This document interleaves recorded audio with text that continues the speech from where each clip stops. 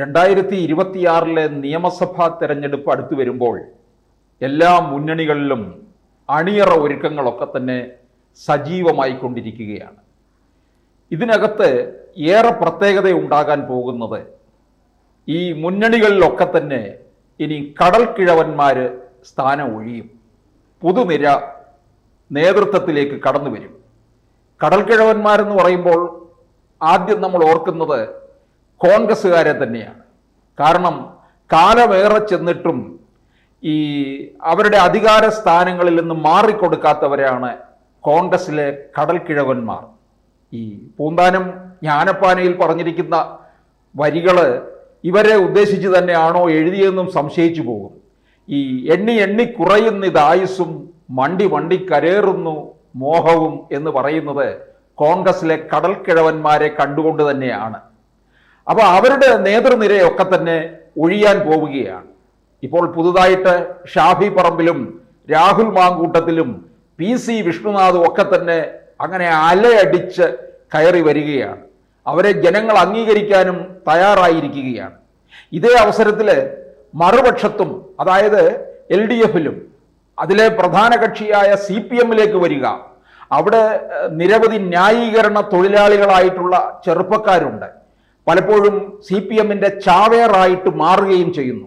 അതിലെ ഏറ്റവും പ്രധാനി ചാനൽ ചർച്ചയിൽ വന്ന് അപഹാസ്യനായി മാറുന്ന, അതായത് മഹാഭാരതത്തിലെ ഈ പാണ്ഡവരുടെ കൊട്ടാരത്തിൽ പോയി അപഹാസ്യനാകുന്ന ഈ സുയോധനന്റെ കാര്യം പറഞ്ഞതുപോലെയാണ് ചാനൽ ചർച്ചയിൽ വന്നിരുന്ന് അപഹാസ്യനായി മാറുന്ന ഒരാളാണ് AA റഹീം.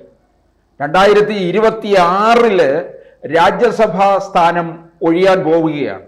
അതുകൊണ്ട് ഇപ്പോൾ കേരളത്തിൽ കൂടുതലായിട്ട് വട്ടമിട്ട് കറങ്ങുകയാണ്. മറ്റൊന്നിനുമല്ല, പിണറായി വിജയന് കാല് കഴുകി ഏതെങ്കിലും ഒരു മണ്ഡലത്തിൽ സ്ഥാനം ഉറപ്പിക്കണം, അതിനായിട്ടുള്ള തത്രപ്പാടാണ്. എന്തായാലും എതിർ കക്ഷികൾക്ക് സൗകര്യമാണ്. ആരെ എതിരെ നിന്നാലും അവർക്ക് വിജയം ഉറപ്പാണ്. ഏത് കുറ്റിച്ചൂലിനെ നിർത്തിയാലും വിജയിക്കും എന്നുള്ളത് ഉറപ്പായിട്ടുള്ള കാര്യമാണ്. AA റഹീമിന്റെ പാർലമെന്റിലെ പ്രസംഗമൊക്കെ നമ്മൾ കേട്ടതാണ്. അതിഗംഭീരമായ, പാർലമെന്റ് പോലും നടുങ്ങിപ്പോയി. സ്പീക്കർ തന്നെ തലയിൽ കൈവച്ച് പോയതാണ്.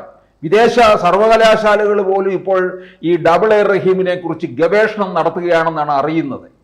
ഇനി അടുത്തത് നമ്മൾ നോക്കിക്കഴിഞ്ഞാൽ ചിന്താ ജറാം എന്ന് പറയുമ്പോൾ നമുക്ക് പെട്ടെന്ന് ഓർമ്മ വരുന്നത് ചങ്ങമ്പുഴയെയും വൈലോപ്പിള്ളിയെയും ഒക്കെ ഓർമ്മ വരും. വാഴക്കുല ഈ എന്ത് എഴുതി ഡോക്ടറേറ്റ് നേടാം എന്നുള്ളതിൻ്റെ ഒരു തെളിവാണ് ചിന്താ ജെറോം കേന്ദ്രീകരിച്ചിരിക്കുന്ന കൊല്ലത്താണ്. കൊല്ലത്തുകാരിയാണ്. അവിടെ ഇപ്പോൾ MLA എന്ന് പറയുന്നത് നമ്മുടെ ചലച്ചിത്ര താരമായ മുകേഷാണ്. 2016 മുതൽ കൊല്ലത്തുകാർ അനുഭവിക്കുന്ന വല്ലാത്തൊരു കഷ്ടപ്പാടുണ്ട്. 2016 21 അവർ ഈ ദുരന്തം ഏറ്റുവാങ്ങിക്കൊണ്ടിരിക്കുകയാണ്. ഇനി അവർക്കത് താങ്ങാൻ കഴിയില്ല എന്ന് അവർ തലയിൽ കൈവച്ച് പറയുന്നുണ്ട്. ആ സ്ഥാനത്തേക്ക് ആ മണ്ഡലം നോട്ടമിട്ടിരിക്കുന്നത് ചിന്താ ജെറോമാണ്. എന്തായാലും ഒരു കാര്യം ഉറപ്പാണ്, രാവിലെ 7 മണിയാകുമ്പോൾ തന്നെ തോറ്റിരിക്കും ചിന്താ ജെറോം. എതിരാളികൾക്ക് കാര്യങ്ങളൊക്കെ തന്നെ സുഖകരമായി മാറും. മൂന്നാമത് വരുന്നത് CPMലെ ഏറ്റവും വലിയ ചാവേർ ആരാണെന്ന് ചോദിച്ചാൽ അത് അച്ഛനെതിരെയും മകനെതിരെയും മത്സരിച്ച ജെയ്ക് സി തോമസ്. ഉമ്മൻചാണ്ടിക്കെതിരെ 2 തവണ മത്സരിച്ചു. അതുപോലെ ഉമ്മൻചാണ്ടിയുടെ മകൻ ചാണ്ടി ഉമ്മനെതിരെയും മത്സരിച്ചു. 2021 ശേഷം നടന്ന ഉപതെരഞ്ഞെടുപ്പിലാണ് ജെയ്ക്ക് മൂന്നാമതും ചാവേറായി മാറി വൻ പരാജയത്തിലേക്ക് പോയത്. അദ്ദേഹം സാമാന്യം നല്ല നിലയിൽ എപ്പോഴും തോറ്റുകൊണ്ടിരിക്കുകയാണ്. ആ തോൽവി ഇനിയും ആവർത്തിച്ചു കൊണ്ടേയിരിക്കും. ഓരോ തവണയും അദ്ദേഹം മത്സരിക്കാനായിട്ട് കച്ചകെട്ടി ഇറങ്ങിയിരിക്കുകയാണ്. ചാനലുകളിൽ വന്നിരുന്ന് പറയുന്ന ആ വിടുവായുത്തം എന്താണെന്ന് പോലും പിന്നീട് ഒന്നും അതിനെക്കുറിച്ച് ചിന്തിക്കുക പോലും ചെയ്യാതെ വീണ്ടും വീണ്ടും വന്നിരുന്ന് ചർച്ചിക്കുകയും പലരുടെ കയ്യിൽ നിന്ന് പലത് ഏറ്റുവാങ്ങി തിരികെ പോവുകയും ചെയ്യുന്നു എന്നുള്ളതാണ്. അപ്പൊ ഈ പറയുന്നവരൊക്കെ തന്നെ പാർട്ടിയുടെ ഏറ്റവും വലിയ